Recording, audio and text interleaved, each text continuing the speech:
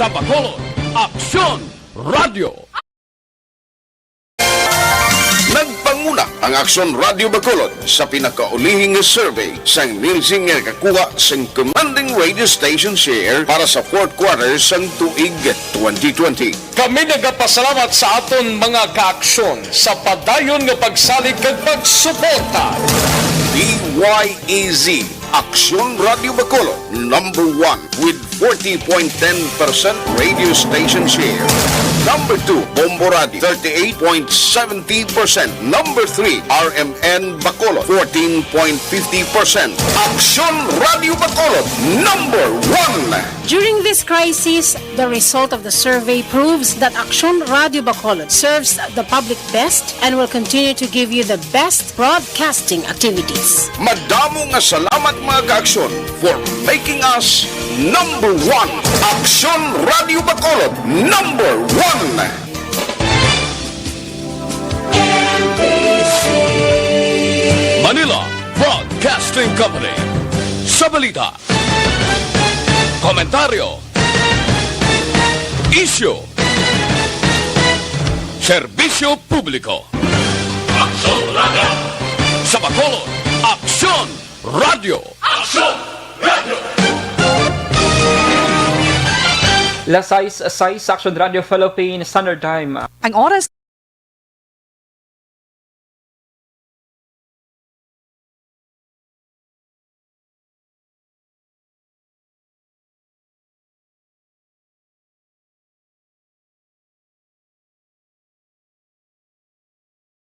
Balita Evening Edition. Magadulong sa inyo sang mga nagapanguna nga balita lokal, national, international, sports, kag entertainment. Aksyon! Balita Evening Edition. Kagkaroon ang inyong news team. Una sa balita, una sa aksyon. Bayong gabi syudad sa Bacolod, Western Visayas, kag bugos nga Pilipinas. Welcome na sa pagpangalagad sa Aksyon na Balita Evening Edition. Karon nga adlaw Huwebes sa Pebrero 18 tuig 2021. Ako ang inyong tag balita Aksyon Dale Salazar. Kagkaroon na una kita sa mga headlines sa mga balita lokal. Probinsya, Nokpo kag PCG nakalerto na sa bagyong Auring. Bacolod EOC ginpatawag ang mga tenant sa marketplace. Sa balita national, WHO nagpaandam sa Pilipinas sa paghalog sa quarantine restrictions. Returning OFW nga nabakunahan sa UAE nagpositibo sa virus pag-abot sa Pilipinas. Sa balita international, spacecraft sang NASA natala na ang maglanding sa Mars. Sa sports balita, Utah Jazz coach manguna sa WAS team sa All-Star Game. Kag sa showbiz balita, Miles Ocampo nakabaton sang bulak kag sulat gikan sa bata ni Chris Aquino. Una sa balita, una sa aksyon. Detalye sa mga balita lokal pagkatapos gidamang sini.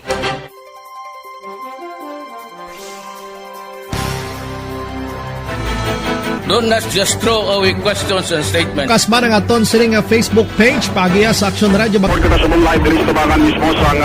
Ladies and gentlemen, this is Aksyon Radio Bacolod. Aksyon Radio Bacolod number 1. Nagpanguna ang Aksyon Radio Bacolod sa pinakaulihing survey sa Nielsen nga kakuha sa commanding radio station share para sa fourth quarter sang tuig 2020. Kami nagapasalamat sa aton mga kaaksyon sa padayon nga pagsalig kag pagsuporta. DYEZ Aksyon Radio Bacolod number 1 with 40.10% radio station share. Number 2, Bombo Radio 38.70%. Number 3, RMN Bacolod 14.50%. Aksyon Radio Bacolod number 1. During this crisis, the result of the survey proves that Aksyon Radio Bacolod serves the public best and will continue to give you the best broadcasting activities. Madamo nga salamat mga kaaksyon for making us number 1. Aksyon Radio Bacolod number 1. Do not just throw away questions and statements. Kasma ng aton siring nga Facebook page pagiya sa Aksyon Radio Ladies and gentlemen, this is Aksyon Radio Bacolod. Aksyon Radio Bacolod number 1. Nagpanguna ang Aksyon Radio Bacolod sa pinakaulihing survey sang Nilsing nga kakuha sang commanding radio station share para sa fourth quarter sang tuig 2020. Kami nagapasalamat sa aton mga kaaksyon sa padayon nga pagsalig kag pagsuporta. DYEZ Aksyon Radio Bacolod number 1 with 40.10% radio station share. Number 2, Bombo Radio, 38.70%. Number 3, RMN Bacolod, 14.50%. Aksyon Radio Bacolod, number 1. During this crisis, the result of the survey proves that Aksyon Radio Bacolod serves the public best and will continue to give you the best broadcasting activities. Madamo nga salamat mga kaaksyon for making us number 1. Aksyon Radio Bacolod, number 1. Don't not just throw away questions and statements. Kasma ng aton sining nga Facebook page pagiya sa Aksyon Radio Bacolod. Ladies and gentlemen, this is Aksyon Radio Bacolod. Aksyon Radio Bacolod, number 1. Nagpanguna ang Aksyon Radio Bacolod sa pinakaulihing survey sang Nilsing nga kakuha sang commanding radio station share para sa fourth quarter sang tuig 2020. Kami nagapasalamat sa aton mga kaaksyon sa padayon nga pagsalig kag pagsuporta. DYEZ Aksyon Radio Bacolod number 1 with 40.10% radio station share. Number 2, Bombo Radio, 38.70%. Number 3, RMN Bacolod, 14.50%. Aksyon Radio Bacolod, number 1. During this crisis, the result of the survey proves that Aksyon Radio Bacolod serves the public best and will continue to give you the best broadcasting activities. Madamo nga salamat mga kaaksyon for making us number 1. Aksyon Radio Bacolod, number 1. Don't not just throw away questions and statements. Kasma ng aton sining nga Facebook page pagiya sa Aksyon Radio Bacolod.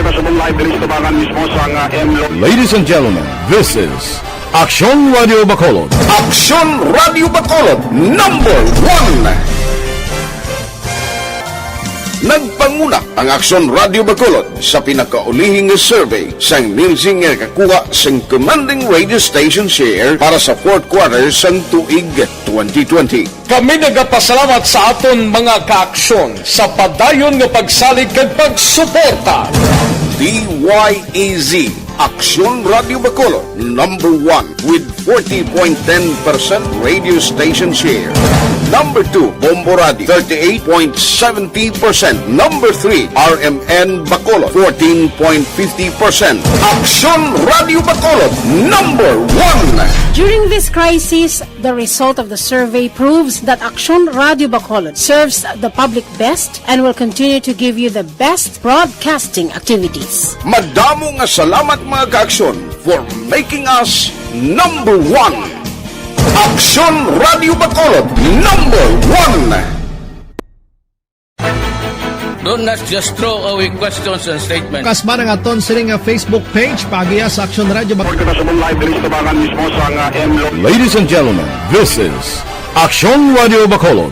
Aksyon Radio Bacolod, number 1.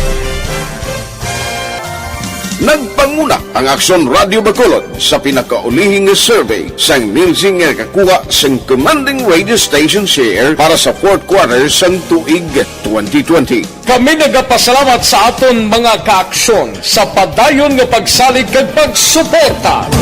DYEZ Aksyon Radio Bacolod number 1 with 40.10% radio station share.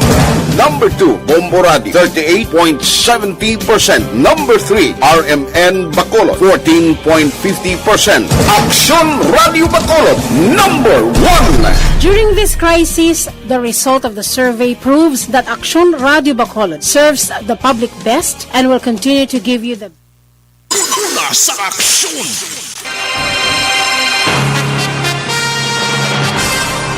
Lasay sa 14 Action Radio Philippines Standard Time kagkaroon sa nitalinasang mga balita lokal. Ginpermahan na ni Governor Bong Lacson ang heightened alert advisory bilang preparasyon sa tropical storm Auring sa Negros Occidental. Sunod kay Provincial Disaster Management Program Division o PDMPD Head Zfar Gerhard Kelian. Ginpatigayon ng pre-disaster risk assessment. Sa dalom sang heightened alert, ginaibentaryo ang tanan ng mga kagamitan sa disaster kag gina-review ang contingency plan. Dugang pasining paghahambalan man sa patigayonon nga Provincial Development Council o PDC meeting sa Kapitolyo ang preparasyon kag posible i-rekomendar ang pagpasaka sa alert level sa blue alert status. Wala man ginadula ni Kelian ang posible nga magpagbaskog sang bagyong Auring bilang isa ka severe tropical storm.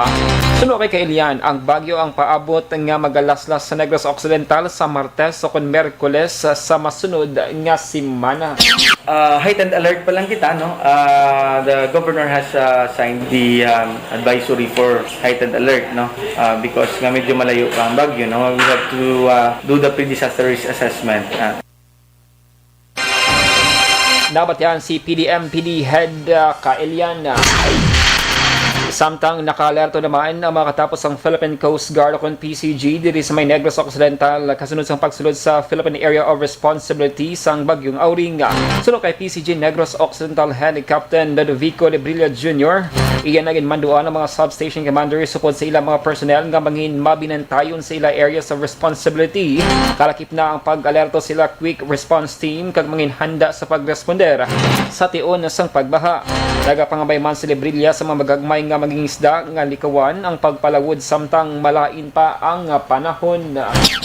In-advise natin sila natin mga substation sa northern, southern Negros na kung hindi maayos ang dagat natin subong sir, ang magagmay nga mga bangka sir, hindi na sir pagbiyahe yun sir. Nabatian na si PCG Negros Occidental Head Lebrilla. Samtang si Banpang nga balita lokal, nagapadayon pa ang road clearing operation sa mga tapos ang Highway Patrol Group o HPG diri sa mga national highway sa mga syudad sa Bacolod kag Negros Occidental. Sunod kay HPG Negros Occidental Head Police Major Robilito Mariano, nagapadayon ng ilang koordinasyon sa LTO, LGU sa iwan pagod mangin katuwang kunbulig sa ilang ahensya sa pagpanghawan sa mga salakyan nga illegal nga nagaparking sa kilid sang dalan kag obstruction man sa madalagan sang trapiko. Sunod kay Mariano, naka-issue na sila sang temporary operators permit upon TOP sa mga nagapasaway nga drivers ang pribado nga salakyan, truck kag iban pa.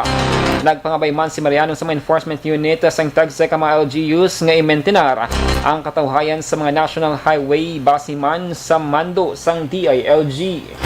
Coordinate tayo sa mga LGU regarding po dyan and sa LTO para po makipag-joint operations po tayo. Sa mga darating na mga araw, sir, makipag-coordinate tayo para po magsimula ulit tayo ng mga road clearings dito sa Talisay, Silay hanggang sa Escalante.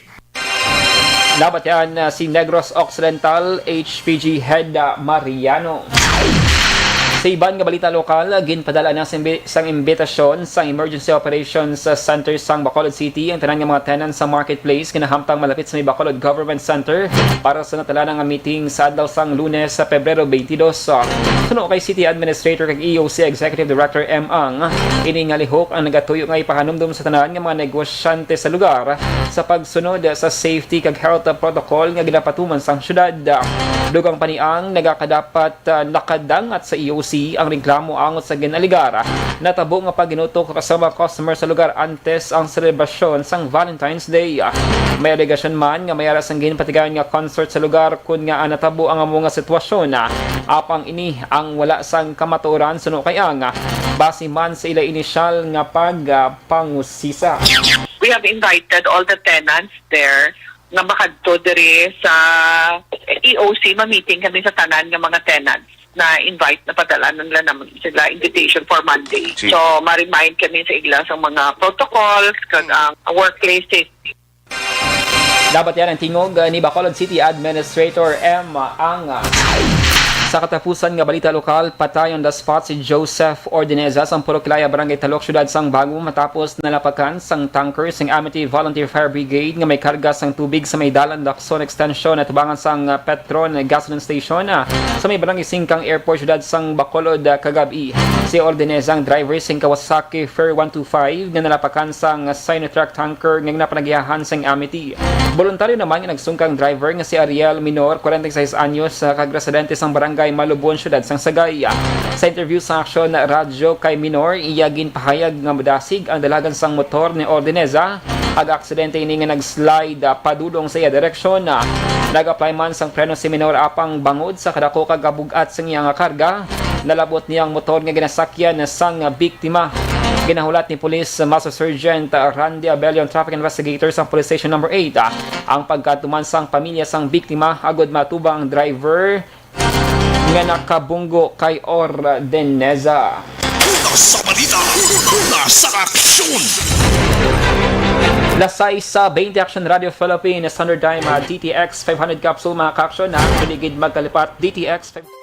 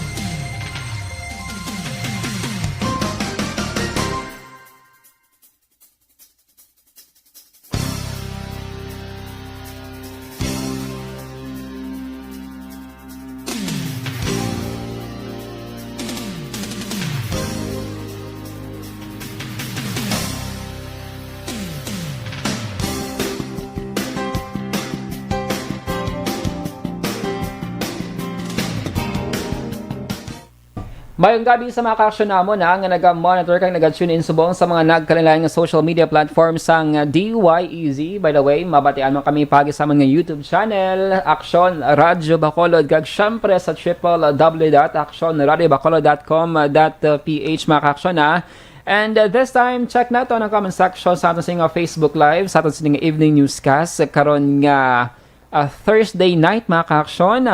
Good evening lang kay Donna Navarte Macario, naka-tune in sa aton sining nga pagpangalagad. Madamo gid nga salamat kay Ma'am Macario family. Keep safe kamo always. Si Ronilo Neniel, good evening. I'm watching live Paglaom Village, Mansilingan, Bacolod City. Good evening lang kay Sir Ronilo Neniel. Present man sa aton sining program si Robert Roma. Good evening Action Dale Salazar, monitor from Isabela. Madamo gid nga salamat. Kag halong kamo dira mga ka-aksyon, especially nga may ginabantayan kita subong nga bagyong Auring. Sir Alex Monteza, mayong gabi Sir Dale, monitor lang halin sa may barangay ni Guillermo Clarito, Buena Vista, Hibong Puentevedra or Gibong Puentevedra. Madamo gid nga salamat Sir Dale, halang-halang Sir Alex sa pagbiyahe-biyahe. From Murcia, si Athea Kim Ariman, good evening. Nasa ulo ko lang yung sining address. Salamat gid. And araman si Chona Pagran, good evening. Update balita sa Negros kay Ari Pakita sa Kuwait. Thank you so much. Si Ma'am Chona Pagran, isa ka OFW na siya siguro. No? Sige, halang-halong Ma'am Chona dira sa may Kuwait. Sa Familia Saludares, Katiges, Maldi Clarito kag Mogar from Barangay Buena Vista, Hibong Pontevedra. Ang pagmanami ako din kay Guillermo Clarito. Thank you, good Sir Day. Haliniwat kay Sir Alex Monteza. Good evening man kay Rhea May Ladio. Good evening Sir Dale. Mayong gabi. Araman si Christine Menez Villalobos. Good evening Action Dale. And syempre si Ma'am Elizabeth Malakagamala. Good evening Action Dale. Keep safe. Always madamo gid nga salamat. Sige Ma'am Rose Guevara, Sir Alex Fuentes. Good evening dira sa inyo. Kung diin makamusubong, halong-halong. Same man sa inyo sininga mga family members. Ulo aligmat lang maka-aksyon na sa panahon naton subong sa sininga mga tinion kag i-follow gid ang mga protocol kag mando sa inyong sininga barangay or inyong sininga matagsa-tagsa ka mga local government unit. By the way, ang Action Radio Bacolod ang aton sining mga news and public affairs program. Kung wala ka mo dira sang Facebook You can catch also ang mga news and public affairs programs ng DYEZ pagi sa youtube.com ang Aksyon. I-search lang nila ang Aksyon Radio Bacolod. Watch, like, and subscribe sa among sining YouTube channel sa DYEZ. Kag-ara man nila ang mga replay sa mga previews na nga mga episode or tape on air sa mga news and public affairs program. And syempre, basi maka-visit man kamo sa akong sining YouTube channel, John Dale Salazar. Search lang dira mga Kaaksyon John Dale Salazar. Watch, like, and subscribe as well. Shameless plug na ako na John Dale Salazar. And check it out lang dira akong sining mga videos and future nga mga iga-upload. Thank you so much mga Kaaksyon Keep on commenting lang sa atong sining Facebook Live and after national news. Kung may mga bago din ang mga greetings, balikan natin ang atong sining Facebook Live. Standby para sa mga balita nasyonal.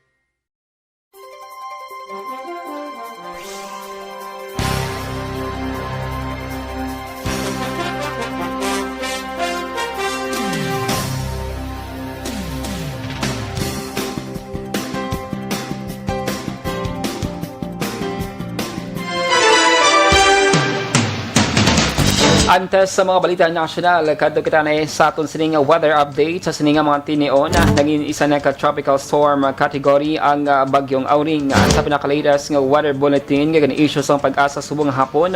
Si Tropical Storm Auring ang ulihing nga nasiplatan sa 135 km east sang hinatuan ng Surigao del Sur.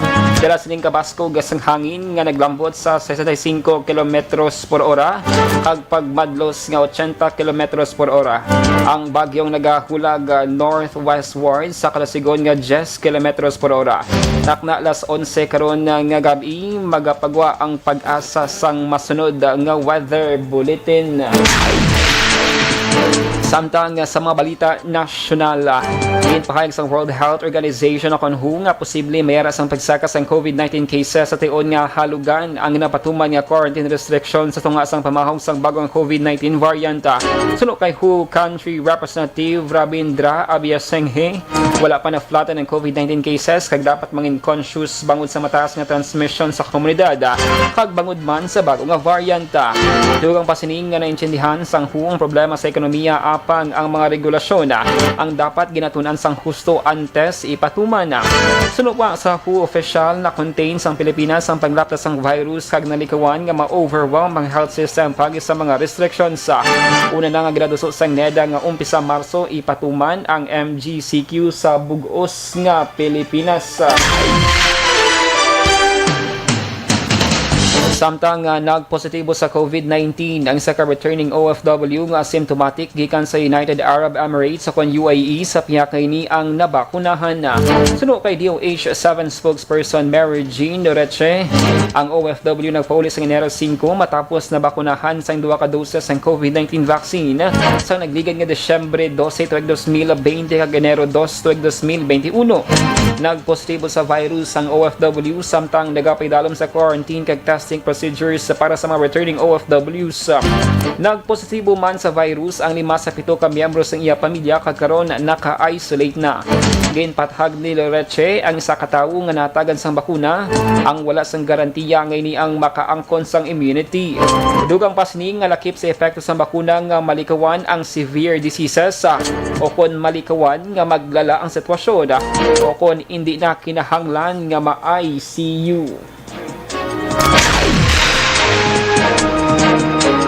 Sa katapusan nga balita nasyonal, gin-certify ni Presidente Rodrigo Duterte bilang urgent ang duwa ka mga hagna nga nag-establish sa harasang Vaccine Indemnity Fund kag ang pagpadasig man sa pagbakal sa COVID-19 vaccine. Sa press briefing, ginpahang ni Vaccine Czar Secretary Carlito Galvez Jr. Gin-sertipikahan ni Duterte ang duwa ka mga hagna nga makabulig sa mga pumuluyo. Ining nga hagna mong Senate Bill 2057 nga nagapadasig sa pagbakal kag pag-roll out sa COVID-19 vaccine sa Pilipinas hanggang pag-establish sang 500 milyones nga indemnification fund kag House Bill 8648 nga naghatag sang poder sa mga LGU nga maghimo sang advance payment sa pagbakal sa bakuna. Bangod sini, pwede na makapasar ang Kongreso sang hagna sa second kag third reading sa parehas nga adlaw. Sa balita, sa aksyon! Lasay si Media Action Radio Philippine Standard Time, dugang nga mga balita pagkatapos gid lamang sini.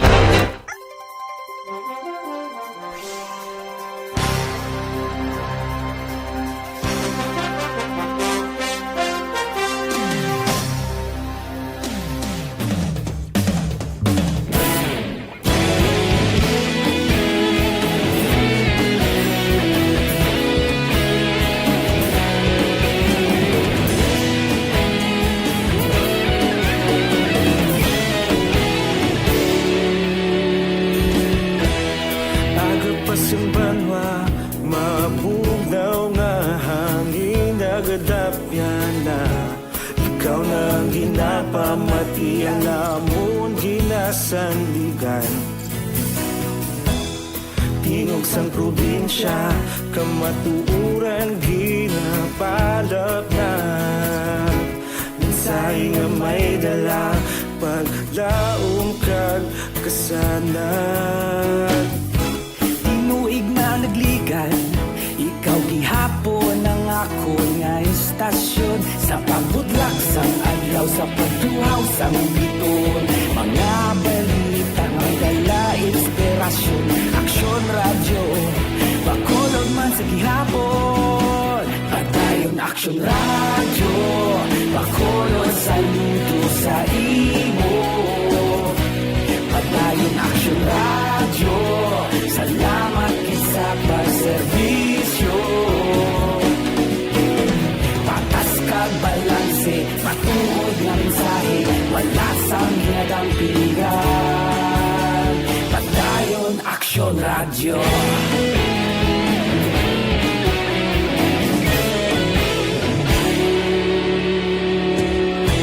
Bakolog nun kag Negrosanon, inyong pamatian. Istasyon nga nagapalaplag sang kamatuuran. Mabakod nga prinsipyo, reporter handa sa serbisyo. Kahapon, karun kag sa gihapon, kita magapadayon. Tinuig na nagligan, ikaw gihapon ang ako nga istasyon. Sa pagbutlak sang adlaw, sa pagtuhaw sang biton. Mga balita na may dala inspirasyon. Aksyon radyo, bakolon man sa gihapon. Padayon Aksyon radyo, bakolon saludo sa imo. Padayon Aksyon radyo, salamat sa pagserbisyo. Patas kag balanse, matuod na mensahe, wala sa ginagang piligan. Padayon Aksyon radyo. Una sa balita, una sa aksyon, sa Bacolod Aksyon Radio. Una sa balita, una sa aksyon, sa Bacolod Action Radio. Ikaulog na na'y saysay anong nagkaintangan. Responsable at pagbalita, kagaya na italak na. Malasig pero sigurado, aksyon na may dala at palangga.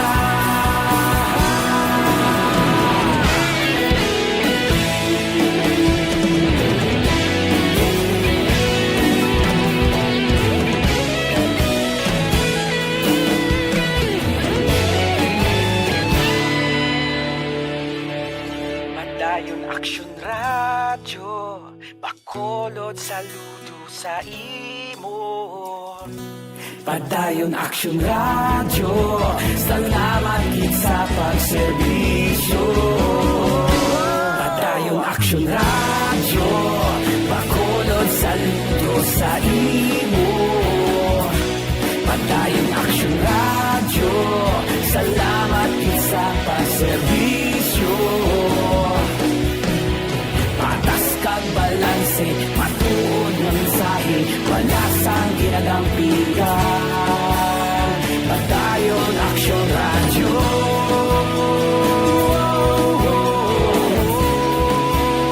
Padayon Aksyon Radyo.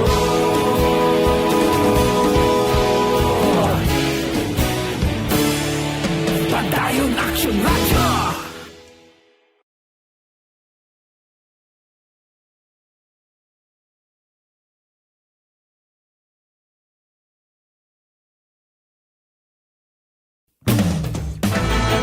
Do not just throw away questions and statements. Kasma ng aton sining nga Facebook page pagiya sa Action Radio Ladies and gentlemen, this is Action Radio Bacolod. Aksyon Radio Bacolod number 1.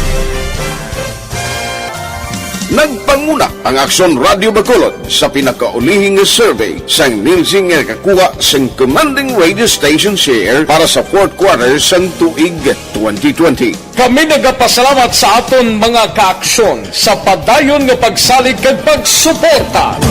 DYEZ Aksyon Radio Bacolod number 1 with 40.10% radio station share. Number 2, Bombo Radio 38.70%. Number 3, RMN Bacolod 14.50%. Aksyon Radio Bacolod number 1. During this crisis, the result of the survey proves that Aksyon Radio Bacolod serves the public best and will continue to give you the best broadcasting activities. Madamo nga salamat mga kaaksyon for making us Lasay sa 37 Action Radio Philippines Standard Time nagkaroon sa Italy nasang balita international. Nagpagawas ang litrato ang NASA nga nagapakita sa pagsiga sang Empire State Building sa may New York para sa ulugon ang natala nga paglanding sang Perseverance rover sa Mars.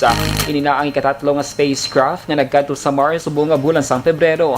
Ang Perseverance rover ang magapadulong sa Jezero crater. Tuyo sang mission sang Perseverance sa Mars samo ang astrobiology lakip na ang pagpangita sang signs sang ancient microbial life. Ang rover ang mag-ausisa man sa geology sang planeta, ang past climate kag ang first mission nga pagkolekta sang cache Martian rock kag regolith. Sa balita, una sa aksyon. Sa sports balita, pangunahan ni Utah Jazz head coach Quinn Snyder ang Western Conference team sa mabot nga All-Star game. Si Snyder ang yara sa Utah sa sulod na sang 7 ka season. Ini ang unang ation niyang Jazz coach ang manguna sa All-Star team humalin kay Frank Layden sang 1984. Lakip sadto sa squad ni Layden sa Magic Johnson, Kareem Abdul-Jabbar pero naperde sa team again coach Casey Jones ang Boston Celtics. Nga mga players sa Sunday Larry Bird kag Julius Erving. Si Snyder ang nagsardiman nga assistant coach sa Clippers, Sixers, Lakers kag Atlanta Hawks antes nga nag-intra sa Utah Jazz. Una sa balita, una sa aksyon. Kag sa mga showbiz balita, naghatag sang bouquet of flowers kag sweet letter ang anak ni Chris Aquino nga si Bimbi kay Miles Ocampo nagdigad nga Valentine's Day. Gin-share ni Miles ang litrato sa Instagram post kag story nga upod sila ni Chris kag Bimbi sa adlaw man sang birthday sang Queen of All Media. Si Miles ang close kay Chris bangod man sa ilang kinupdan sa mga pelikula kung TV shows. Sa handwritten nga sulat ni Bimbi para kay Miles, nagapasalamat ini ka sa aktres ni sa ka-loyal ate kag nagalauman nga makabato ng aktres ang sulat halin sa iyang amigo kag hindi lamang sa iya. Nagpost man si Miles ang video nga si Chris Aquino ang nagahuyop sang kandila sa birthday cake. Sa balita, sa aksyon! Lasay sa 40 Action Radio Philippines Standard Time, inyo nabatian ang kabugusan ng mga balita sa Aksyon Balita Evening Edition. Karon nga adlaw Huwebes, Pebrero 18 sa tuig 2021. Salawat ako ang inyong atag balita Aksyon Dale Salazar. Una sa balita, una sa aksyon sa Bacolod Action Radio. Action Radio Live Manila Broadcasting Company. Sa balita, komentaryo, issue, serbisyo publiko. Aksyon Radio! Sa Bacolod, Aksyon Radio! Aksyon Radio!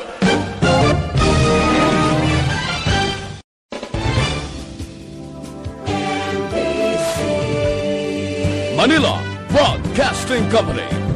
Sa balita, komentaryo, issue, serbisyo publiko. Aksyon Radio! Sa Bacolod, Aksyon Radio! Aksyon Radio!